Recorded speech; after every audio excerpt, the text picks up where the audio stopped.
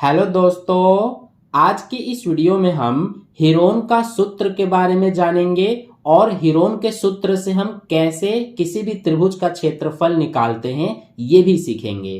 तो चलिए शुरू करते हैं वीडियो को। देखिए, सबसे पहले हम जान लेते हैं कि हीरोन का सूत्र क्या होता है। हीरोन का सूत्र एक ऐसा सूत्र होता है जिसका यूज हम किसी त्रिभुज का क्षेत्रफल निकालने के लिए करते हैं। जिस त्रिभुज की हमें तीनों भुजाएं सिर्फ पता हो, उस त्रिभुज का क्षेत्रफल निकालने के लिए हम हीरोन का सूत्र उपयोग करते हैं। जैसे यहाँ पर ये त्रिभुज एबीसी है, तो इसकी सिर्फ हमें तीनों भुजाएं पता है। ये देखिए 56 सेंटीमीटर, ये 60 सेंटीमीटर और ये 52 सेंटीमीटर। तो इस तरह के त्रिभुज का क्षेत्रफल निकालने के लिए हम हीरोन का सूत्र उपयोग करते हैं। जो सूत्र है उसे हीरोन नाम के एक गणितज्ञ ने दिया था, इसीलिए इसे हीरोन का सूत्र कहा जाता है। इसे हम हीरो का सूत्र भी कहते हैं। ठीक है, तो इतना आपको समझ में आ गया है। अब चलिए मैं आपको हीरोन के सूत्र से कैसे त्रिभुज का क्षेत्रफल निकालते हैं ये सिखाने जा रहा हूं। तो इसके लिए यहां पर हम एक क्वेश्चन ले लेते हैं। तो देखिए, ये हमने क्वेश्चन ले लिया है। क्वेश्चन क्या है हमारा कि 56 सेंटीमीटर, 52 सेंटीमीटर तथा 60 सेंटीमीटर भुजा वाले त्रिभुज का क्षेत्रफल ज्ञात कीजिए। तो देखिए, इस क्वेश्चन का हमारा यही त्रिभुज है। ये त्रिभुज एबीसी हमने नाम दिया है इसका, और इसकी जो भुजाएं हैं 56 सेंटीमीटर, 52 सेंटीमीटर और 60 सेंटीमीटर है। तो अब हमें इस त्रिभुज का क्षेत्रफल निकालना है हीरोन के सूत्र से। तो देखिए कैसे निकालते हैं हम। यहां से हमारा सॉल्यूशन स्टार्ट होगा। तो इसके लिए सबसे पहले हम क्या करते हैं कि जो हमें त्रिभुज दिया गया है, जिस त्रिभुज का क्षेत्रफल हमें निकालना है, इसकी जो तीनों भुजाएं हमें दी गई हैं, इनको सबसे पहले हम ए, बी और सी मानते हैं। यहां पर सबसे पहले लिख लेंगे ए, बी और सी। तो ये जो तीनों भुजाएं हैं, इनमें से किसी को भी आप ए, किसी को भी बी और किसी को भी सी मान सकते हैं। तो मैं ये जो 56 सेंटीमीटर वाली भुजा है इसे ए मान लेता हूं। तो ए के बराबर में 56 सेंटीमीटर लिख देंगे, और जो ये 52 सेंटीमीटर वाली भुजा है इसे मैं बी मान लेता हूं। तो बी के बराबर में हम 52 सेंटीमीटर लिखेंगे, और इस तीसरी भुजा जो कि 60 सेंटीमीटर है, तो इसे मैं सी मान रहा हूं। तो यहाँ पर सी के बराबर में लिखेंगे 60 सेंटीमीटर। ठीक है, आप चाहें तो इसे ए मान सकते हैं या फिर इसे भी ए मान सकते हैं। किसी को भी आप ए बी सी मान सकते हैं, आपकी मर्जी है। ठीक है, तो पहला काम आपको यही करना है।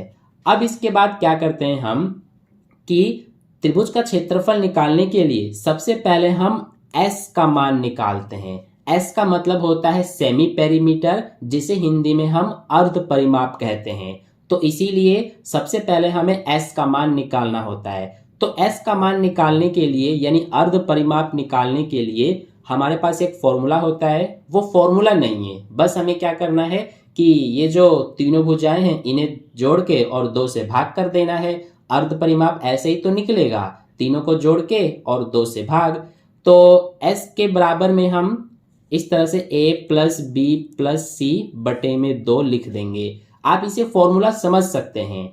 ठीक है, तो a देखिए, सबसे पहले a है, a बराबर 56 सेंटीमीटर है, तो a की जगह पे 56 लिखेंगे। प्लस में b 52 सेंटीमीटर है, तो यहाँ पे 52 लिखेंगे। प्लस में c 60 सेंटीमीटर है, तो ये 60 लिखेंगे, और बटे में क्या है 2।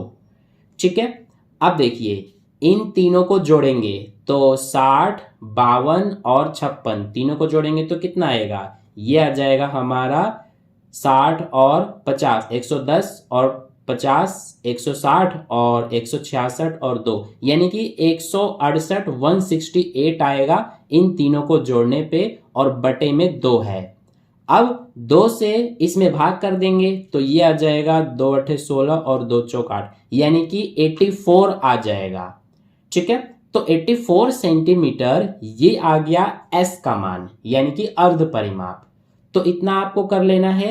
अब इसके बाद हम निकालेंगे इस त्रिभुज का क्षेत्रफल। तो इसके लिए यहां पर हम लिखेंगे सबसे पहले कि त्रिभुज का क्षेत्रफल। तो अब देखिए, त्रिभुज का क्षेत्रफल निकालने के लिए जो हीरोन का सूत्र होता है वो होता है हमारा अंडर रूट यानी कि वर्गमूल के अंदर s ब्रैकेट में s माइनस ए, दूसरे ब्रैकेट में s माइनस बी, तीसरे ब्रैकेट में s माइनस सी। ये फॉर्मूला होता है हमारा त्रिभुज का क्षेत्रफल निकालने का, ये हीरोन का सूत्र है। ठीक है, तो अब हमें क्या करना है कि इस सूत्र में सबका मान लिखना है। सबसे पहले ये वर्गमूल का निशान है, इसको लगाएंगे। अब देखिए, सबसे पहले s है, तो s का मान हमने ये निकाला है 84 सेंटीमीटर, तो s की जगह पे 84 लिखेंगे। फिर ब्रैकेट में s है तो फिर से 84, माइनस में क्या है a, तो a का मान ये देखिए 56 सेंटीमीटर है, तो a की जगह पे 56 लिखेंगे। फिर s है तो फिर से 84 माइनस b, b देखिए 52 है, तो यहाँ पे 52 लिखेंगे। और फिर से s यानी फिर से 84 माइनस c देखिए 60 सेंटीमीटर, तो यहाँ पे 60 लिखेंगे। ठीक है, इतना कर लेना है। अब इसके बाद क्या करेंगे, हम फिर से ऐसे निशान बनाएंगे, इस 84 को उतारेंगे। यहाँ 84 में से ये 56 माइनस हो रहा है, तो माइनस कर देंगे, तो ये बचेगा 8 और यहाँ 7 में से 5 2, यानी कि 28 बचेगा। फिर ये 84 में से 52 माइनस हो रहा है, तो ये कितना आएगा, ये 4 में से 2 2, 8 में से 5 3, 32 आएगा। यहाँ पे 84 में से 60 माइनस हो रहा है, तो ये बचेगा हमारा 24। ठीक है, तो ये हमने इनको माइनस करके यहाँ पर लिख दिया है। अब इसके बाद हम क्या करेंगे, अब देखिए यहाँ पर निशान बनाएंगे वर्गमूल का, ये 84 है, यहाँ ये ब्रैकेट हटेगा तो गुणा का निशान लगेगा, तो गुणा का निशान लगा देते हैं। ये 28, यहाँ से भी हटेगा ब्रैकेट तो गुणा का निशान, और यहाँ से भी। अब इसके बाद हमें क्या करना होता है कि जो ये वर्गमूल के अंदर ये सब संख्याएं लिखी हुई हैं, इनको हमें कोशिश करना है कि वर्गमूल से बाहर आ जाए सारे। तो वर्गमूल से बाहर निकालने के लिए हमें सबसे पहले जोड़े बनाने पड़ते हैं। ये बात आपको पता होगा कि किसी भी संख्या को वर्गमूल से बाहर हमें अगर निकालना है तो सबसे पहले उस संख्या का जोड़ा बनना चाहिए। ठीक है, तो अब हम इनके जोड़े बनाने की कोशिश करेंगे। जोड़े बनाने के लिए क्या करेंगे हम कि इनको फैक्टर्स के रूप में, गुणनखंड के रूप में लिखेंगे। देखिए मैं करके बताता हूं तो आपको ज्यादा अच्छे समझ में आएगा। सबसे पहले ये 84 है, 84 को हम क्या लिख सकते हैं, 84 को 7 गुणे 3, 7 या 21 गुणा में 4, 7 या 21, 21 चौक 84, यानी कि 84 को हम इस तरह से लिख सकते हैं। अब ऐसा मैंने क्यों लिखा है ये आपको अभी समझ में आ जाएगा। ये गुणा है तो गुणा, 28 है फिर, तो 28 को हम क्या लिख सकते हैं, 7 गुणा 4 लिख सकते हैं, क्योंकि 7 चौक 28 होता है। ठीक है, इसी तरह से ये गुणा का निशान, ये 32 है, तो 32 को हम 8 गुणा 2 लिख सकते हैं, क्योंकि 8 दूना 16, 16 दूना 32। ठीक है, तो 32 को हम ये लिख सकते हैं। फिर ये गुणा का निशान, और 24 को क्या लिख सकते हैं, 8 गुणा 3 लिख सकते हैं, क्योंकि 8 तिया 24 होता है। अब देखिए हमने ऐसा क्यों लिखा, क्योंकि यहां पर हमारे जोड़े बन जाएं, इसीलिए हमने लिखा है ऐसा। अब देखिए ये 7, ये 7, 7 का एक जोड़ा बन गया, तो इस 7 को अब हम इस वर्गमूल से बाहर एक बार लिख देंगे। ऐसे ही ये देखिए 3 और ये देखिए 3, 3 का भी जोड़ा बन गया, तो इसको भी हम वर्गमूल से बाहर एक बार लिख देंगे। ऐसे ही ये 4, ये 4, 4 का भी बन गया, तो इसको भी एक बार लिखेंगे। फिर ये 8, ये 8, 8 का भी बन गया, इसको भी एक बार लिखेंगे। और ये देखिए 2 का भी जोड़ा एक बन गया, इसको भी एक बार लिख देंगे। यानी इसके अंदर जितने भी संख्याएं हैं सबका जोड़ा बन गया है, तो हमने बाहर वर्गमूल के एक एक बार लिख दिया है। ठीक है, अब मैं आपको एक बात बताता हूं, यहां पर मैंने क्या किया, 7 गुणा 3 गुणा 4, इस तरह से 84 को लिख दिया। आप चाहें तो ये 4 के बदले में 2 गुणा 2 भी लिख सकते हैं, क्योंकि 2 गुणा 2 4 ही होता है। तो आप 4 की जगह पे 2 गुणा में 2 भी लिख सकते हैं। इस 8 को भी आप 2 गुणा 2 गुणा 2 लिख सकते हैं, ठीक है। लेकिन मैंने इस तरह से लिख दिया ताकि ये ज्यादा बड़ा ना हो, ज्यादा लंबा ना जाए, ठीक है। अब देखिए हम क्या करेंगे, इनका गुणा कर देंगे।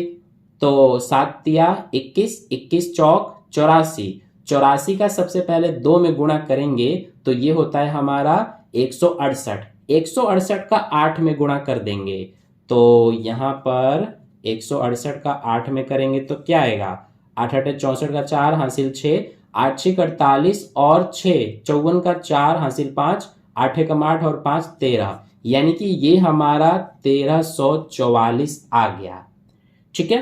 तो 1344 जो है यही हमारा त्रिभुज का क्षेत्रफल है। और यहां देखिए क्वेश्चन में यूनिट सेंटीमीटर में दिया है हमें, तो इसीलिए यहां पे हम सेंटीमीटर स्क्वायर लिखेंगे। स्क्वायर क्यों, क्योंकि जब क्षेत्रफल निकालते हैं तो ये हम स्क्वायर लगाते हैं। तो इस तरह से हम हीरोन का सूत्र का यूज करके त्रिभुज का क्षेत्रफल निकालते हैं। आई होप ये आपको अच्छे समझ में आ गया है। तो अगर समझ में आ गया अच्छे से तो वीडियो को एक लाइक जरूर कर देना, क्योंकि वीडियो बनाने में काफी ज्यादा मेहनत लगता है। और चैनल को सब्सक्राइब नहीं किया है तो चैनल को सब्सक्राइब कर लेना, बेल आइकन को प्रेस कर लेना, ताकि अगली वीडियो जैसे ही अपलोड की जाए सबसे पहले आप तक पहुंच जाए। तो मिलते हैं फिर नेक्स्ट वीडियो में, तब तक के लिए अपना ध्यान रखिए। Bye bye.